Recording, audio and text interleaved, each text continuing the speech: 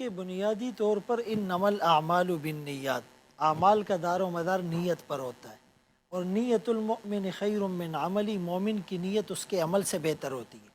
اب دیکھیں جو اہل سنت والجماعت کا عقیدہ ہے، اللہ کے رسول صلی اللہ علیہ وآلہ وسلم اپنے روضہ مبارک میں حیات ہیں اور ان جیسی حیات کسی کی نہیں، تو ایک آدمی اگر وہاں جا کر کہتا ہے وہ تو بالکل ثابت ہے کہ وہ ان کو خطاب کے صیغے سے کہتا ہے۔ یہاں پر ایک آدمی اگر بغیر اس نیت سے کہ آقا یہاں پر حاضر ہے، مطلب جس طرح ہم ہیں، تو اگر بغیر اس کے وہ کہتا ہے ٹھیک ہے، اور باقی جو ہے وہ ایسی چیزوں میں بھی اگر ہم نیگیٹو پرسیپشن کو لے آئیں گے، اب درود کا انکار کون کرتا ہے؟ حدیث پاک میں آتا ہے، ابو داؤد شریف میں بھی ہے، غالباً ترمذی میں بھی ہے، البخیل من ذکرت عند فلم یصلی علی، وہ بخیل ہے جس کے سامنے میرا نام لیا جائے اور وہ مجھ پہ درود نہ بھیجے۔ اور دوسری جگہ فرمایا من صلی علیہ واحدۃ صلی اللہ علیہ عشرہ، جو مجھ پر ایک دفعہ درود بھیجتا ہے اللہ اس پر 10 رحمتیں بھیجتے ہیں۔ اور تیسرے موقع پر وہ صحابی کی روایت کہ اگر میں 1/3 درود بھیجوں باقی دوسری عبادات، آپ نے فرمایا زیادہ کر،